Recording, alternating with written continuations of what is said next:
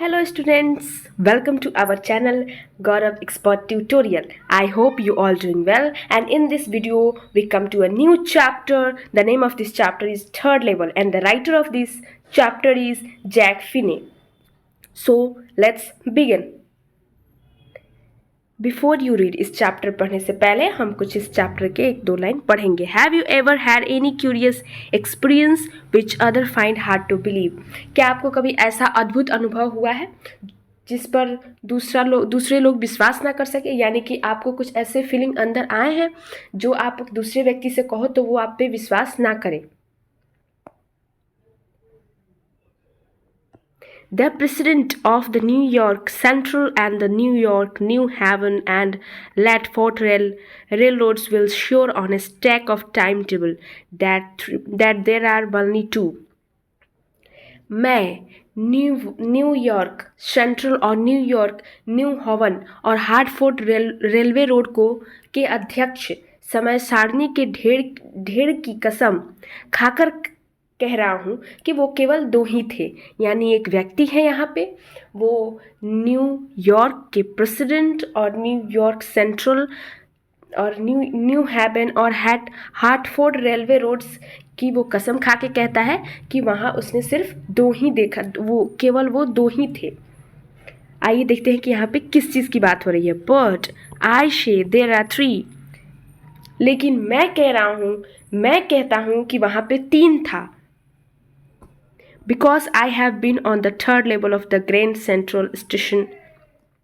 मैं इसलिए कह रहा हूँ कि वहाँ तीन था क्योंकि मैंने ग्रैंड सेंट्रल स्टेशन के तीसरे लेवल पर मैं जा चुका हूँ. मैं वहाँ गया हूँ, इसीलिए मैं कह रहा हूँ कि वो तीन है. Yes, I have taken the obvious step.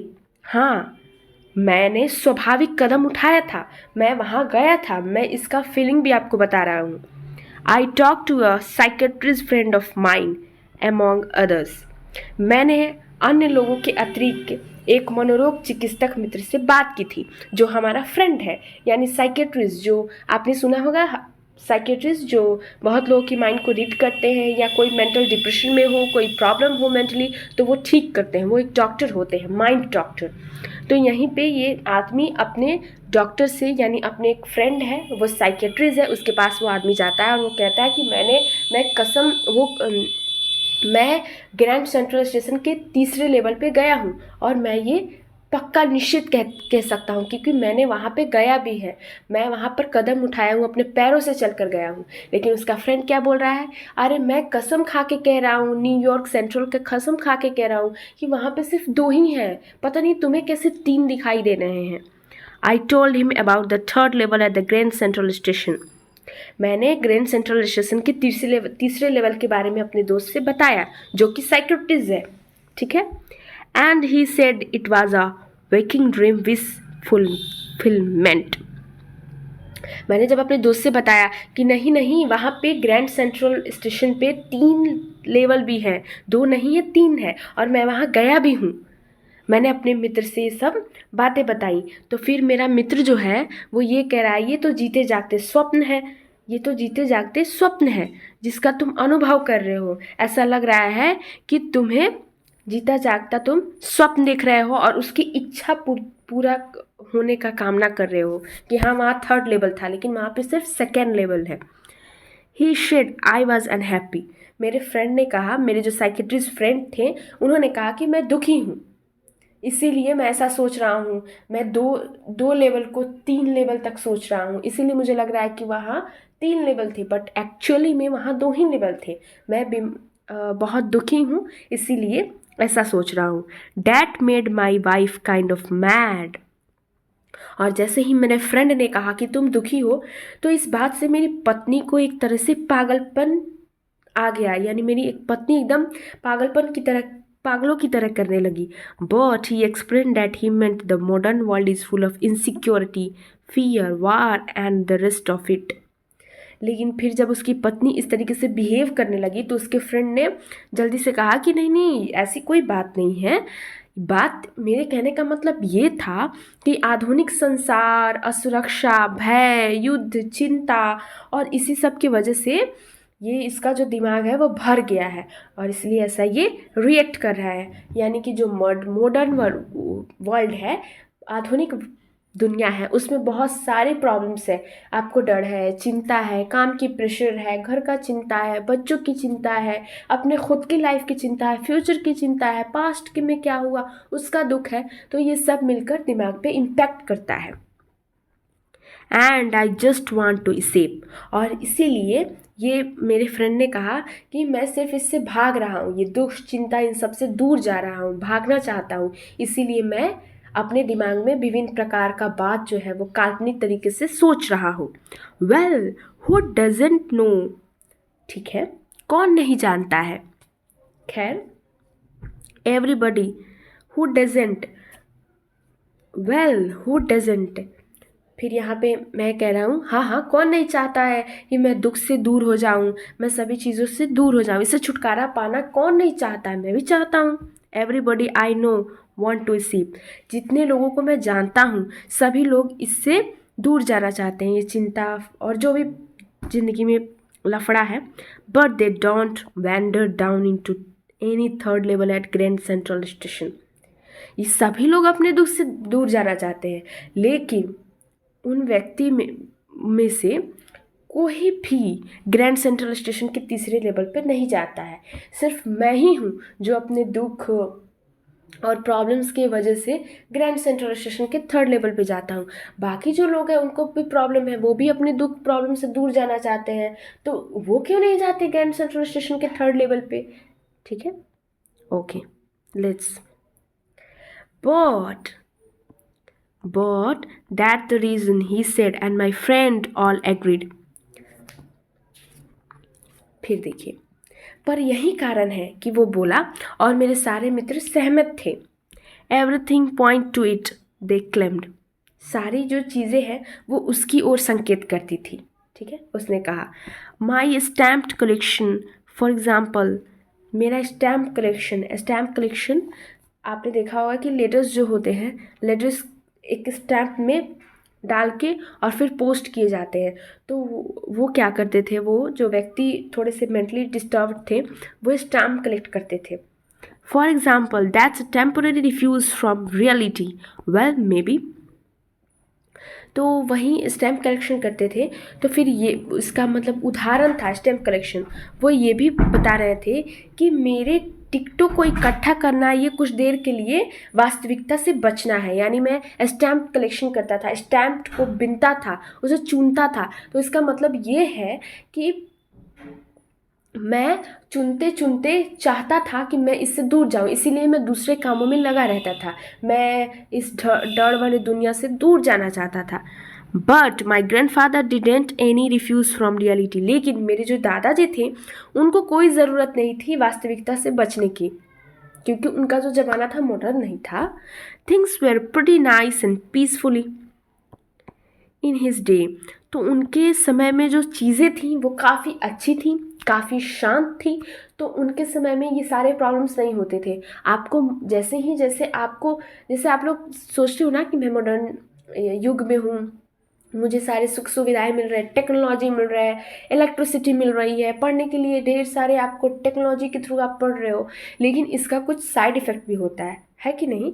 तो उस समय भी सब ऐसा है कि आपके पास बहुत सारे गैजेट्स हैं, आपके पास फ़ोन है, टैब है, लैपटॉप है, टीवी है, आपके पास बहुत सारी चीज़ें हैं, गेमिंग करने वाले बहुत सारी चीज़ें हैं। तो जैसे ही आपको टेक्नोलॉजी जितना ज़्यादा मिलेगा आप उसमें ज़्यादा इन्वॉल्व होगे तो आप अपने आसपास के लोगों से बात नहीं कर पाओगे, उनसे घुल मिल नहीं पाओगे। तो ये एक डिफेक्ट है।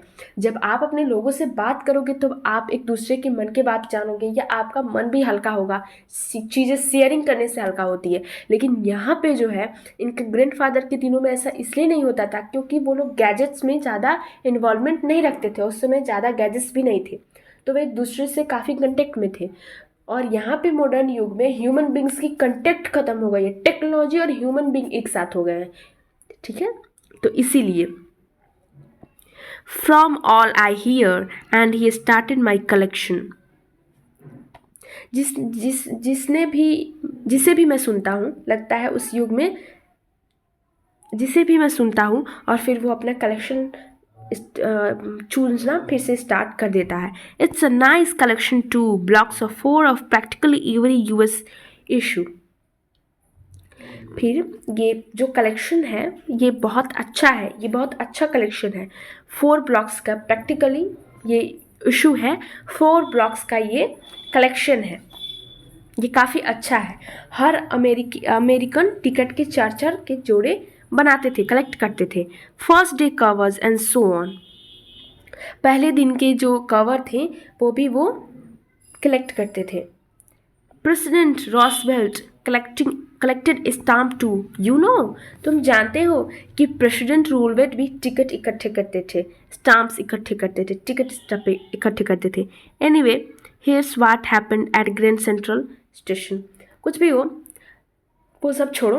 ग्रैंड सेंट्रल स्टेशन पर क्या हुआ, आखिर वहाँ हुआ क्या. अब इस बात पे आते हैं, उस बात को छोड़ो कि वहाँ क्या हुआ, स्टैम्प कलेक्शन क्या है क्या नहीं है. One night last summer, I walked late at the office. फिर यहाँ ये बता रहे हैं कि कैसे, अब यहाँ हम जानेंगे कि ग्रैंड सेंट्रल स्टेशन का आखिर लफड़ा है क्या, ये 3rd लेवल 2nd लेवल है क्या, ये कैसे ये व्यक्ति जो है जो मेंटली डिस्टर्ब है वो 3rd लेवल पर जाता है. तो आइए समझते हैं. I walk late at office.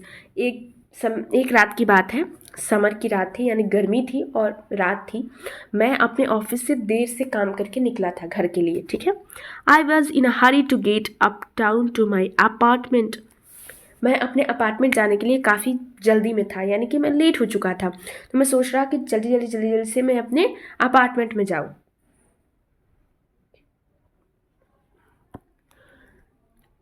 So I decided to take the subway from Grand Central because it's faster than the bus.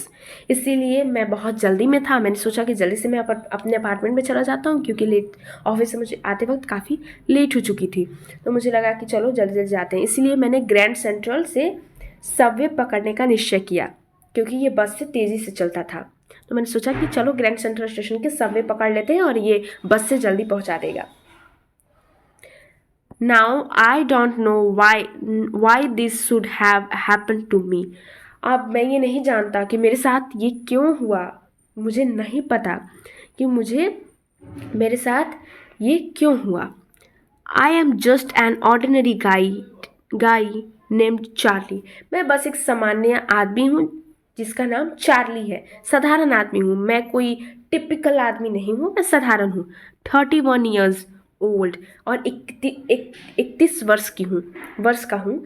मैं एक साधारण आदमी हूँ जिसका नाम चार्ली है और 31 वर्ष का हूँ. And I was wearing a tan garbadine suit and a straw hat with a fancy band. तो मैं 31 वर्ष का था और मैं हल्के फुल्के रंग का गार्डविन का सूट और एक फैंसी फीता बांधा स्ट्रॉक हैट पहना था. मैंने एक फैंसी सा सूट पहना था और एक स्ट्रॉक फीता बांधे हुए स्ट्रॉक हैट पहना था. I passed a dozen men who look just like me. मैंने बहुत सारे लोग मेरे आसपास से मैं बहुत सारे लोग के आसपास से गुजरा. डजन लोग थे, बहुत सारे लोग थे जो बिल्कुल मेरी ही तरह दिखते थे. ऐसा नहीं था कि मुझसे अलग दिखते थे, बिल्कुल मेरी तरह दिखते थे. And I wasn't trying to save from anything. और मैं किसी से बचना भी नहीं चाहता था. मैं बचने की कोशिश भी नहीं कर रहा था कि हाँ मैं सबसे छुप लुक के जाऊँ. मैं एकदम सामान्य रूप से जा रहा था. I just wanted to get home to Louisa my wife. मैं केवल चाहता था कि मैं अपनी पत्नी लुइसा के पास घर पहुंच जाऊं. बस मैं चाहता था कि मैं अपनी पत्नी लुइसा के पास घर पहुंच जाऊं.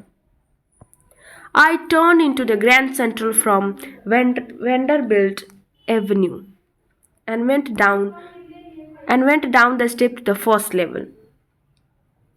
फिर मैं अपने पत्नी के पास जल्दी से पहुंचना चाहता था, तो इसीलिए मैंने वेंडरबिल्ट एवेन्यू से ग्रैंड सेंट्रल होटल में मुड़ा और सीढ़ियों से चढ़कर फर्स्ट लेवल पे पहुंच गया. पहला तल पर पहुंच गया, फर्स्ट लेवल पे पहुंच गया. Where you take trains like the 20th centuries. जहाँ पे 20th centuries जैसे गाड़ियाँ मिलती थी, जहाँ से आप पकड़ के जाओगे घर. Then I walked down another flight to the 2nd level. तब मैं एक और सीढ़ी उतरकर दूसरे तल पर पहुंचा, यानी कि मैं वैंडरविट एवेन्यू से ग्रैंड सेंट्रल होटल में मुड़ा और फिर सीढ़ियों से उतरकर पहला तल पे गया, फर्स्ट लेवल पे। उसके बाद फिर मैं जहाँ पे बहुत सारी 20th सेंचुरी जैसी गाड़ियाँ मिलती थी, फिर मैं एक और सीढ़ी उतरा और दूसरे लेवल पे पहुँच गया। Where the submarine trains leave from, जहाँ से सबमरीन जो ट्रेन थे वो जाती थी, वहाँ से वो ट्रेन जाती थी। Ducked into an arched doorway heading for the subway and got lost. फिर यहाँ पे ये वो व्यक्ति बता रहे हैं कि फिर मैं सेकेंड लेवल पे गया, वहाँ से सबवे गाड़ियाँ चलती थी और एक अर्धचंद्राकार दरवाजे के अंदर जाती थी और अंडरग्राउंड रेलवे की तरफ बढ़कर खो जाती थी। यानी कि सेकेंड लेवल से गाड़ियाँ गुजरती थी तो ऐसे अर्धचंद्राकार था, यानी ऐसे आधा जैसे चंद्रमा होता है वैसे ही एक ऐसे बनाया गया था। इसके अंदर से गाड़ियाँ जाती थी और जाते जाते कहीं खो जाती थी। Okay, and got lost, that's easy to do, ये करना बहुत आसान था, बहुत आसान लग रहा था। I have been in and out of Grand Central hundreds of time, मैं ग्रैंड सेंट्रल में आता था जाता था, कम से कम मैंने 100 बार ग्रैंड सेंट्रल में आया गया। But I am always bumping into new doorways and stairs and corridors, लेकिन मैं हर बार नए दरवाजे, सीढ़ियाँ और कॉरिडोर मुझे मिलते रहते थे। मैंने सैकड़ों बार मैं यहाँ से गया आया हूँ और हर बार मुझे नए दरवाजे, सीढ़ियाँ और कॉरिडोर मिलते रहते थे। Once I got into a tunnel about a mile long and came out in the lobby of the Roosevelt Hotel. जब मैं एक बार इस टनल में जाता था, एक लंबी किसी सुरंग में घुस जाता था और फिर वहाँ से रूलवेल्ट होटल की लॉबी जो थी वहाँ से मैं बाहर आ जाता था। And another time I came up in an office building on 46th Street, 3 blocks away. और फिर कभी कभी दूसरी बार मैं 46 स्ट्रीट की ऑफिस बिल्डिंग में आ जाता था जो 3 ब्लॉक हटकर थी, यानी वहाँ से 3 ब्लॉक हटकर थी। Some time I think Grand Central is growing like a tree pushing out new corridors and staircase like root. मुझे कभी कभी तो ऐसा लगता था कि ग्रैंड सेंट्रल एक पेड़ की तरह फैल रहा है, उसकी जड़ें हर बार निकलती ही जा रही है, नए नए कॉरिडोर और सीढ़ियाँ निकलती रहती है। यहाँ पे There's probably a long tunnel that nobody knows about filling it way under the city right now. शायद एक लंबी सुरंग है जिसके बारे में कोई नहीं जानता था और वो जो ठीक इस समय नगर के नीचे रास्ता बनाती थी। एक बहुत लंबी सुरंग थी जिसके बारे में कोई नहीं जानता था और वो जो थी सिटी के नीचे से एक रास्ता बनाती थी। On its way to Times Square and maybe another to Central Park.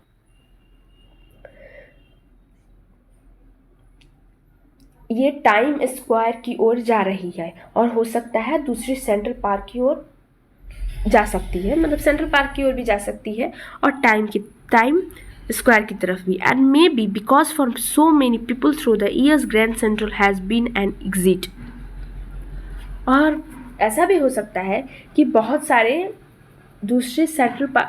सारे इन वर्षों में बहुत से लोगों के लिए ग्रैंड सेंट्रल एक बाहर निकलने का दरवाज़ा है। Exit a way of escape maybe that how the tunnel I got into. तो फिर यहाँ पे ये बता रहे हैं कि एक निकलने का मार्ग बन गया था, ऐसा लग रहा था कि ये निकलने का एक रास्ता है। But I never told my psychiatrist friend about that idea, पर मैंने कभी भी, ऐसा लग रहा था कि मानो कि एकदम से बन गया था रास्ता और संभव था कि उसी तरह से वो सुरंग में घुस गया था, पर मैंने अपने मनोरोग चिकित्सक मित्र को इस बारे में कभी कुछ नहीं बताया। मैंने कभी नहीं बताया कि एक सुरंग है जिससे बहुत सारे रास्ते निकलते हैं, सिटी के अंदर टनल्स है, ये सब है, तो मैं कभी भी अपने फ्रेंड को नहीं बताया। The corridor I was in began angling left and slanting downward and तो वो कॉरिडोर, जिस कॉरिडोर में मैं था वो बाईं तरफ एक कोण बनाता था, नीचे की ओर जा रहा था। यानी कि जिस कॉरिडोर में मैं था, I was being angling left slanting downward. तो जिस कॉरिडोर में था वो बाईं की तरफ एक कोण बनाता था और नीचे की ओर जा रहा था। I thought that was wrong, मैंने ये सोचा कि ये गलत रास्ता है। But I kept on walking, लेकिन मैं चलता रहा। मुझे लगा कि ये गलत रास्ता है पर मैं चलते रहा। All I could hear was the empty sound of my own foot step. और जो कुछ भी मैं सुन सकता था वो थी कि मेरे खुद की पैरों की चलने की निशान, पैरों की चलने की आवाज़, बस यही मुझे सुनाई देती थी और कुछ नहीं। एंड आई डिडेंट पास शोल। और मैं जब चल रहा था तो मेरे रास्ते में कोई व्यक्ति मुझे नहीं मिला, मैं किसी व्यक्ति से गुजर के नहीं गया। And then I hear that sort of hollow roar ahead, that means open space and people talking. और फिर मैंने क्या सुना, फिर तब मुझे आगे एक प्रकार का खोखला शोर सुनाई दिया, जिसका अर्थ है कि खुला मैदान और बोलते हुए कुछ लोग वहाँ हैं। The tunnel turn sharp left, और जो टनल था वो बाएं की तरफ और वो जो सुरंग था वो बाईं ओर मुड़ गया। I went down a short flight of stairs and came out on the third level at Grand Central Station. तो मैंने वो क्या किया कि वो बाएं की ओर मुड़ रहा था, तो मैं एक छोटी सी सीढ़ी से उतर कर नीचे पहुंचा और ग्रैंड सेंट्रल के तीसरे लेवल पे पहुंच गया। यानी कि मैं पहले फर्स्ट लेवल पे, उसके बाद सेकेंड लेवल पे, उसके बाद थर्ड लेवल पे। For just a moment I thought I was back on the second level. कुछ समय के लिए मुझे ऐसा लगा कि मैं सेकेंड लेवल पर वापस आ गया हूँ, यानी दूसरी तल पर वापस आ गया हूँ। But I show the room was smaller, लेकिन मैंने देखा कि जो वहाँ के रूम थे, घर थे, वो कमरे थे जो थे वो काफ़ी कम थे, वो काफ़ी छोटे थे। There were fewer tickets window entrance gates, वहाँ पे जो थे बहुत कम ही टिकट की खिड़कियाँ थी, बहुत कम थी, और ट्रेन के दरवाजे भी कम थे।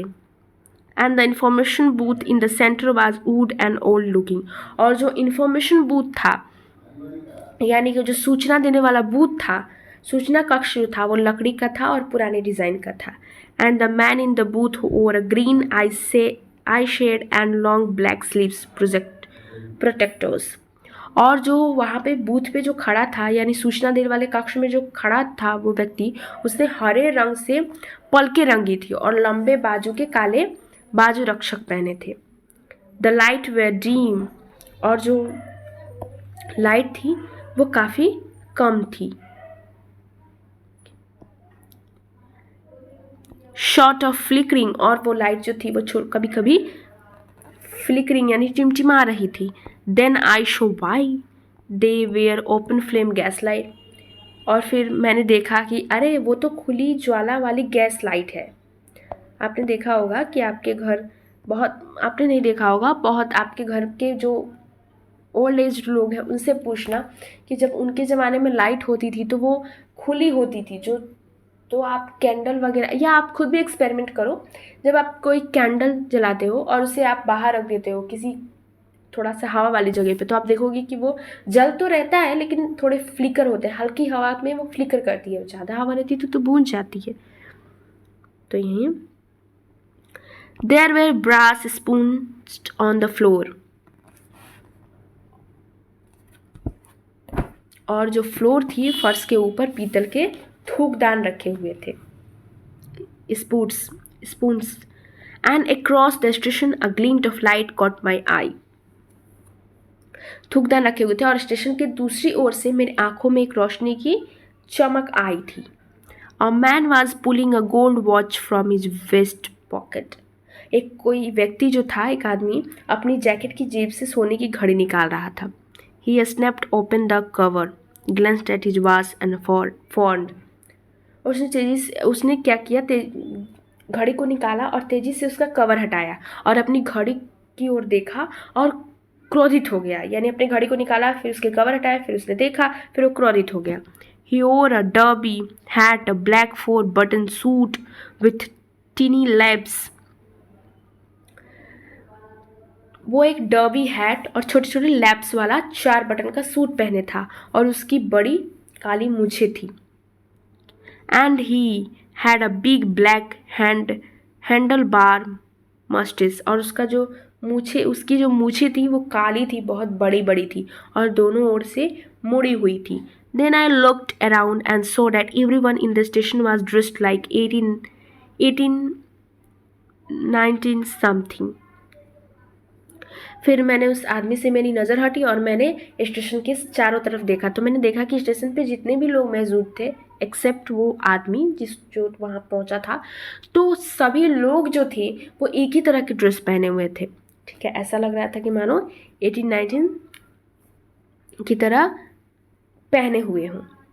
आई never so many beards, sideburns and fancy mustaches in my life.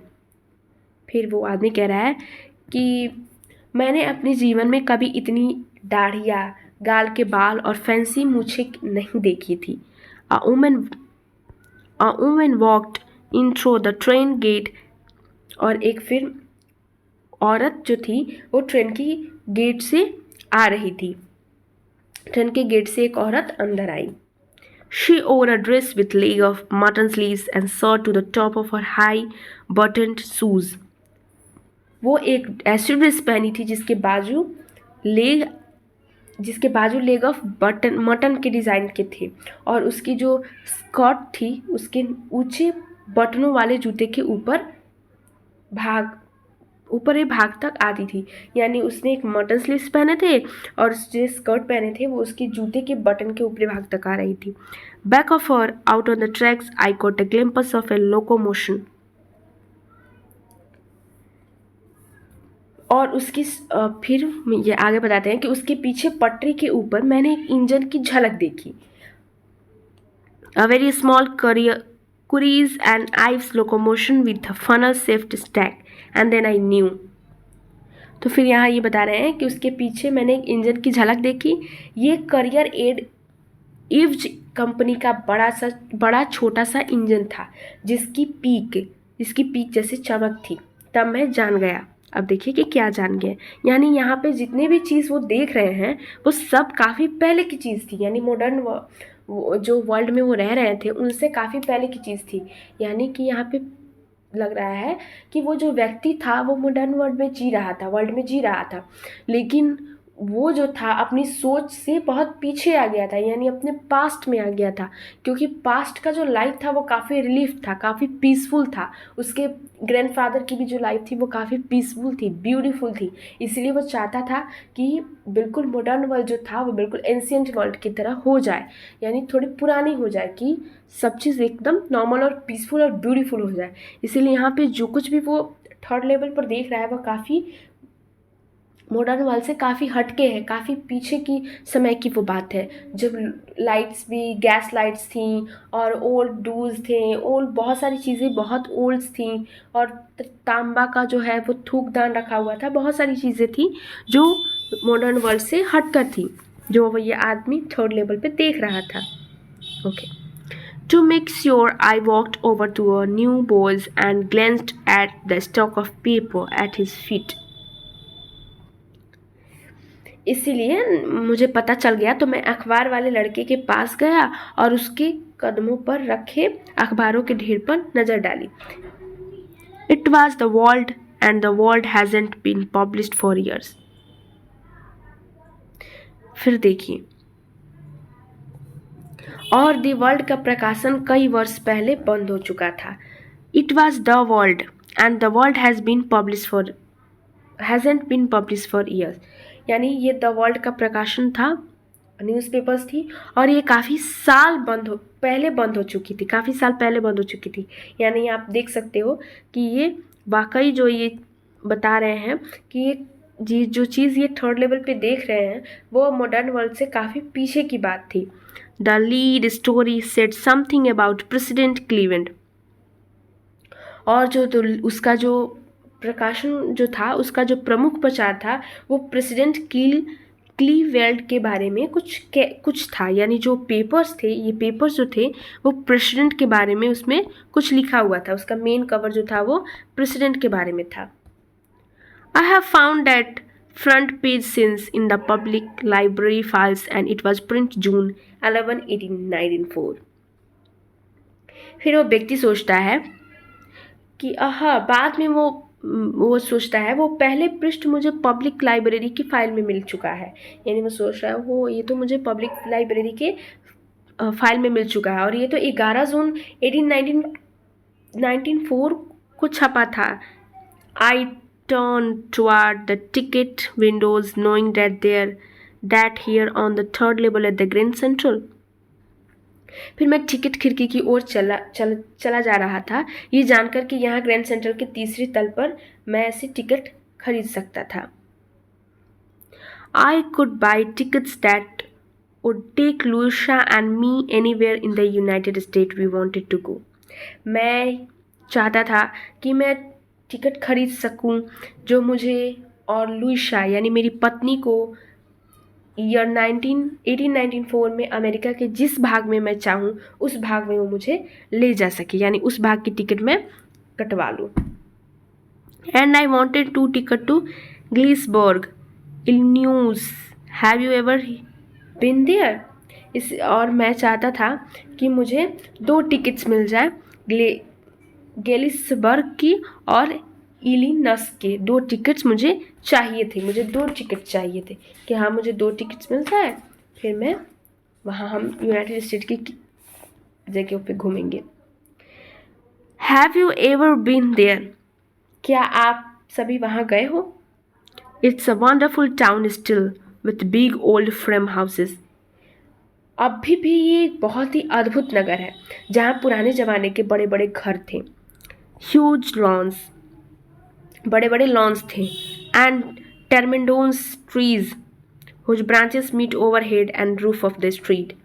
और जो थे बड़े बड़े विशाल पेड़ थे जिनकी टहनियाँ सिर के ऊपर आसमान से मिलकर सड़क को ढक देती थी। यानी बड़े बड़े पेड़ थे और उनके जो टहनियाँ थी वो काफ़ी दूर दूर तक निकली थी और उनमें पत्तियाँ भी थी। तो वो क्या करती थी कि वो छत के जो घर थे वहाँ के पास के लगे थे तो वो छत पे भी झुकती थी और सभी जगहों के वहाँ आसपास की जितने एरिया उससे कवर होती थी उन सभी एरिया को एकदम ढक देती थी, छाँव हो जाता था। And in 1984, summer evening were twice as long and people set out on their lawns. और फिर ये व्यक्ति बता रहा है और गर्मी की शाम में 1894 में आज की अपेक्षा 2 गुनी बड़ी होती थी। लोग बाहर अपने लॉन में बैठा करते थे। ओके, लेट्स हम आगे बढ़ते हैं।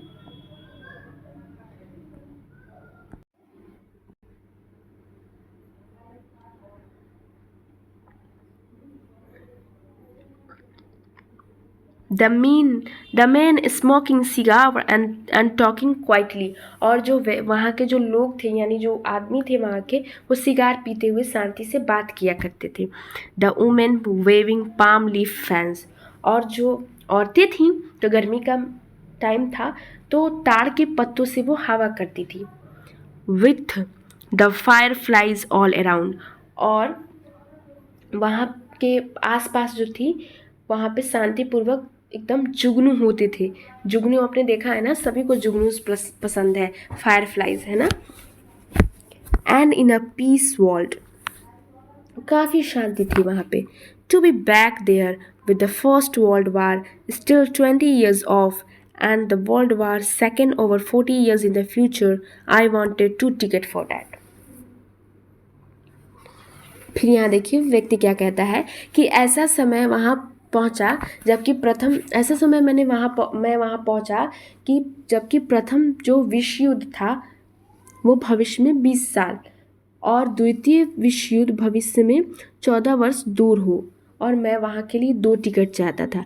यानी मैं ऐसे टाइम पर वहाँ पहुँचा था कि जब प्रथम विश्व युद्ध और दूसरा विश्व युद्ध दोनों जो थे वो प्रथम जो थे 20 साल उससे दूर था और 40 साल द्वितीय दूर था। यानी अब युद्ध उससे काफ़ी दूर था।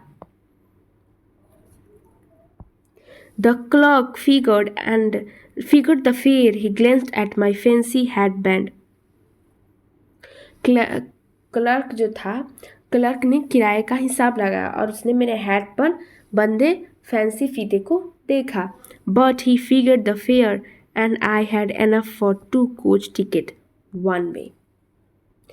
लेकिन उसने किराया बताया और मेरे पास गाड़ी के 2 टिकट के लिए एक तरफ का किराया था.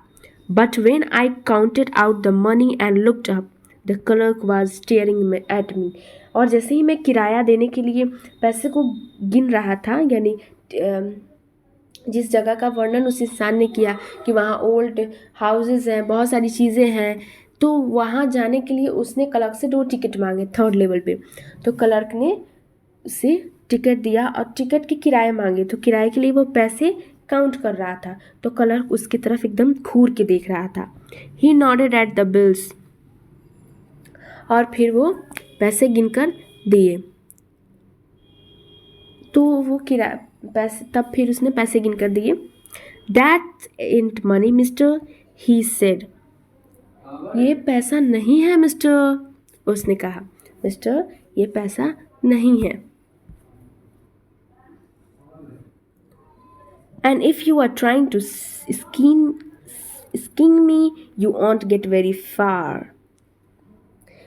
फिर वो क्लर्क बोलता है कि अगर तुम मुझे धोखा देना चाहते हो तो तुम्हें अधिक सफलता नहीं मिलेगी. And he glanced at the cash drawer beside him. और फिर वो ऐसा बोला और उसने अपने पास रखी नगद की दराज को देखा. Of course the money was old style bills, half again as big as the money we use now days.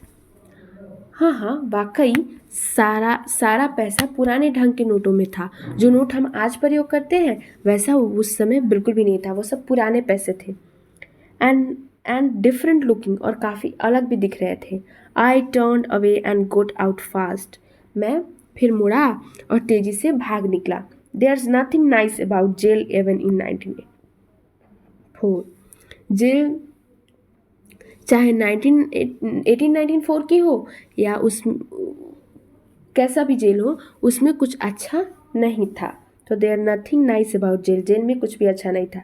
Even in 1984, वो चाहे 1984 की ही क्यों ना हो. तो यहाँ पे देखिए काफ़ी फनी बात है कि जेल चाहे मॉडर्न वर्ल्ड की हो या एंशिएंट वर्ल्ड की हो, जेल तो जेल होती है. प्रॉब्लम तो होती ही है. उसमें तो कैदियों को ट्रीट वैसे ही किया जाता है. जगह बदल सकती है, यानी कि मॉडर्न वर्ल्ड में सब कुछ चीज़ें बदल सकती है. मॉडर्न वर्ल्ड काफ़ी वास्ट है या जो भी है, उसमें थोड़ी प्रॉब्लम है. लेकिन एंशिएंट वर्ल्ड में ब्यूटीफुल है, सब चीज़ है. लेकिन जेल का बात तो यही है, जेल कभी नहीं बदलती. वो चाहे कभी भी हो, किसी भी टाइम की क्यों ना हो. Okay. And that was that.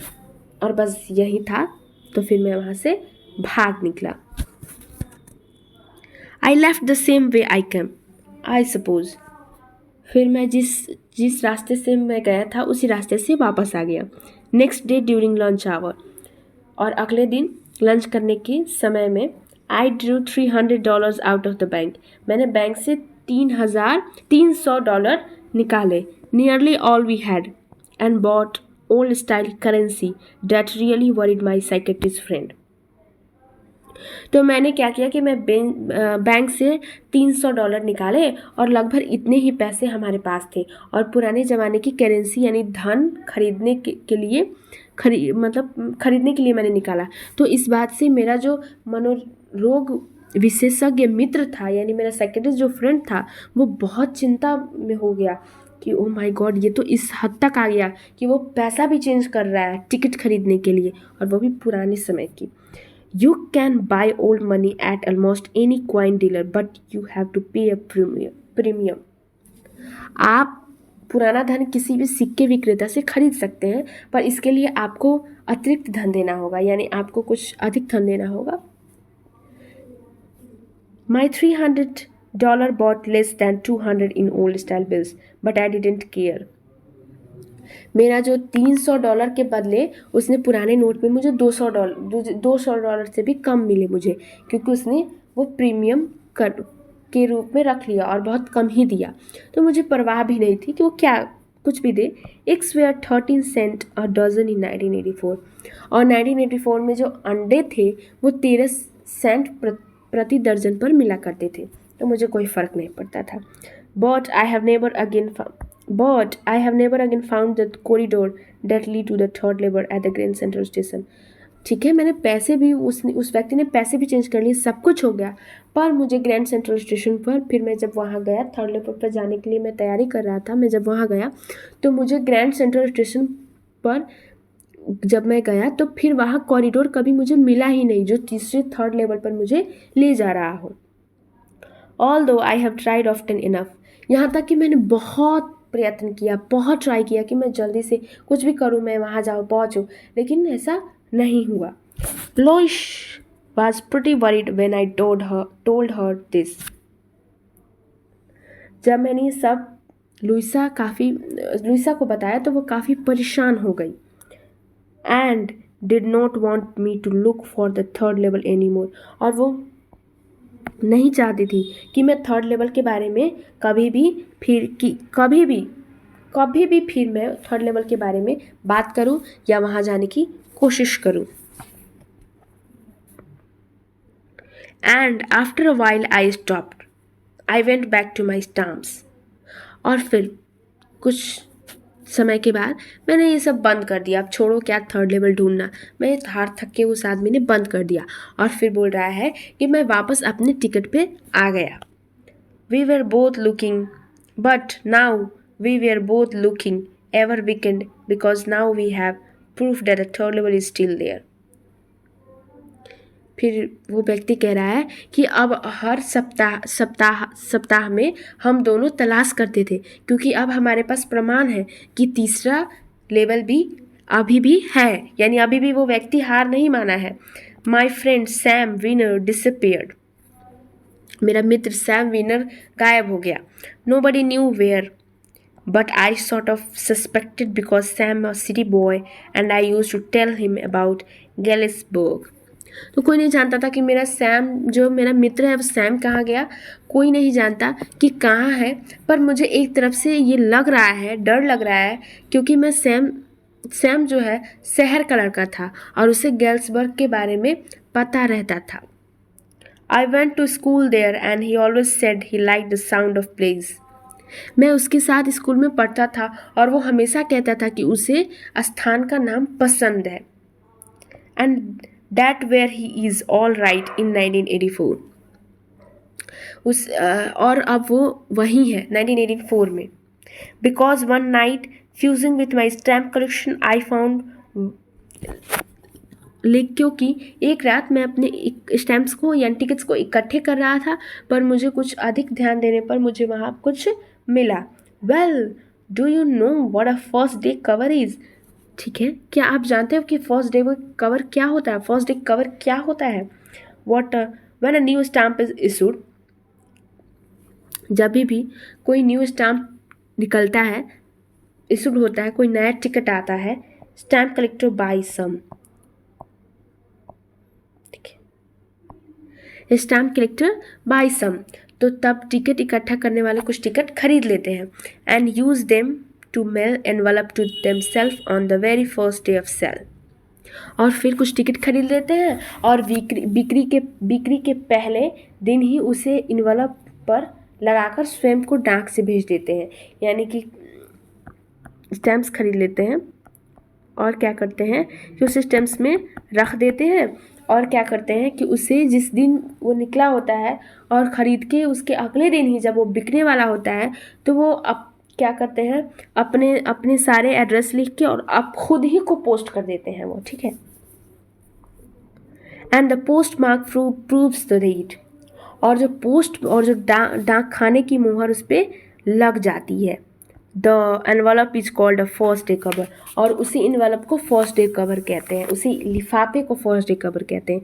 समझ में आया आपको? यानी कि जैसे कि एक स्टाम्प इशू हुआ, नया स्टाम्प है, और तो क्या करते थे कि जो भी स्टाम्प विक्रेता थे वो क्या करते थे, उस स्टाम्प को खरीदते थे और उसमें से एक स्टाम्प को अपने ही पते उस पर चढ़ा देते थे और अपने ही पते पे उसे पोस्ट कर देते थे। उसी को फर्स्ट डे कवर कहते थे। देन आर नेवर ओपनड, और उसे कभी खोला नहीं जाता था। You just put blank paper in the envelope, क्योंकि आप उस लिफाफे में केवल खाली कागज़ रख देते हो, ताकि वो बस उसमें खाली कागज़ होता है, क्योंकि वो तो बस आप अपने एड्रेस पे पोस्ट करते हो, तो वो तो सिर्फ आपके ही एड्रेस पर आएगा। तो उसमें क्या लिखना है, कोई आप दूसरे व्यक्ति को थोड़ा ही भेजते हो कि आपको उसमें लिखना होता है, नहीं, आप वो खुद को भेजते हो। तो बस आप क्या करते हो कि एनवलप में खाली कागज़ डाल देते हो, उसके ऊपर जो है वो अपना एड्रेस डाल देते हो, वो आपके पास आ जाता है। That night among my oldest first day cover, उस रात मेरे जितने भी पुराने फर्स्ट डे कवर के थे उसके बीच I found one that should not have been there. मैंने एक, मैं जब वो कर रहा था तो मुझे ऐसा मिला जो वहाँ नहीं होना चाहिए था। बट देयर इट वॉज, लेकिन वो वहाँ था। It was there because someone had mailed it to my grandfather at his home in Galesburg. क्योंकि किसी ने क्या किया था, उसे मेरे ग्रैंडफादर के घर पे, जो मेरे ग्रैंडफादर का जो घर था गेल्सबर्ग, वहाँ पे उसने किसी ने उसे मेल किया था। That's what the address on the envelope said. जो एड्रेस एनवलप पे था वो यही बता रहा था कि उसे गेल्सबर्ग उसके ग्रैंडफादर के पास भेजा गया था। And it had been there since July 1894। और वो जो था 1894 से यहाँ था। The postmarks so that, और जो उस पोस्ट मार्क्स थे वो इसे बता रहे थे कि हाँ ये 1894 से ही यहाँ पे है। Yet I didn't remember it at all, पर मुझे इसके बारे में कुछ भी याद नहीं है। The stamp was 6 cent. Stamp जो है वो 6 सेंट का टिकट था। Dull brown with a picture of President Garfield, हल्के रंग का था और इस पे प्रेसिडेंट गारफील्ड का चित्र था। Naturally when the envelope came to the granddad in the mail, it went right into his collection and stayed there. स्वाभाविक था, ऐसा लग भी रहा था कि जब स्टैम्प आया था तो ये लिफाफा डाक से मेरे दादाजी के पास आया था और वो सीधा उनके एकीकरण में जाकर पहुंच गया, यानी जब वो स्टैम्प कलेक्ट करते थे वहीं पे जाके पहुंच गया। Till I look it out and open it, और अब वहीं पड़ा रहता था, और अब मैं इसे निकाल कर खोला। The paper inside wasn't black, और जब मैं उसे खोला तो वहाँ the paper inside wasn't black, और उसके अंदर का जो पेपर था, कागज़ था, वो ब्लैंक नहीं था, उस पर कुछ लिखा था। इट रेड, उस पर कुछ लिखा था, यानी कि फर्स्ट डे कवर में तो एक्चुअली कुछ नहीं होता है क्योंकि वो उसे खुद पे किस एड्रेस पे, ओन एड्रेस पे मेल करते हैं, बट यहाँ पे कुछ था, कुछ लिखा था। आइए जानते हैं क्या लिखा था। Okay, 941 Willard Street, Galesburg, Illinois, July 1894। 1941 Willard Street, Galesburg, Illinois, July 1894। Charlie, I got to wish that you were right. मैं ये आशा करता हूँ कि तुम्हारी बात, मैं चाहने लगा था कि तुम्हारी बात सही है। I go to wish that you were right, यहाँ पे ये बता रहे हैं कि मैं चाहने लगा था कि तुम्हारी बात ठीक है। Then I got to believe you were right, और अब मैं विश्वास करने लगा हूँ कि तुम्हारी बात बिल्कुल ठीक है।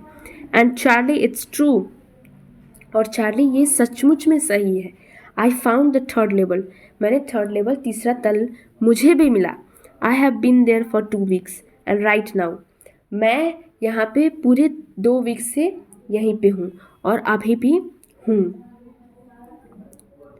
Down the street at the Dells someone is playing a piano and they are all out on the front. और डाउन द स्ट्रीट, और स्ट्रीट के जो नीचे था, कोई आदमी पियानो बजा रहा था। सड़क के नीचे सड़क पर कोई पियानो बजा रहा था। And they are all out on the front porch seeing nearly home। फिर वे सब सामने वाले पोर्च में गा रहे थे, नेली को घर तक पहुंचाना। And I am invited over for lemonade, और मुझे लेमन पीने के निमंत्रण मिले थे। Come on back Charlie and Louisa और चार्ली वापस आ जाओ। Keep looking till you find the third level, it's worth is believing me. खोजते जाओ जब तक कि तुम्हें तीसरा लेवल ना मिले। मेरी बात मानो, ये काम करने लायक है।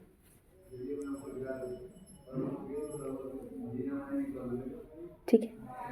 The notice is signed Sam, और नोटिस के नीचे सैम के हस्ताक्षर थे, यानी उसने साइन कर दिया था।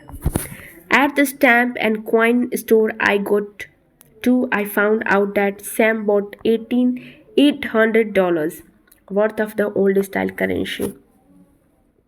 टिकट और सिक्कों की जिस दुकान पर मैं जाता हूँ, मुझे पता लगा कि सैम ने $800 खर्च करके पुराने करेंसी खरीदे थे, यानी सैम भी ऐसा कर रहा था। That ought to set him up in a nice little hay feed and grain business। और इस धन से वो एक छोटा सा भूसी, चारा और अनाज का धंधा चला सकता था। He always said that what he really wished he could do, and he certainly can't go back to his old business। और कम से कम, और यही वो चाहता था कि वो ये ऐसे बिजनेस खोल सके। Not in Galesburg Illinois in 1894 his old business why Sam was my psychiatrist. कम से कम गेल्सबर्ग 1894 में इलिनोइस में तो नहीं, उसका पुराना धंधा। अरे वो मेरा मनोरोग चिकित्सक था। वाई सैम वाज माई बेनोरोजी, सैम मेरा मनोरोग चिकित्सक था।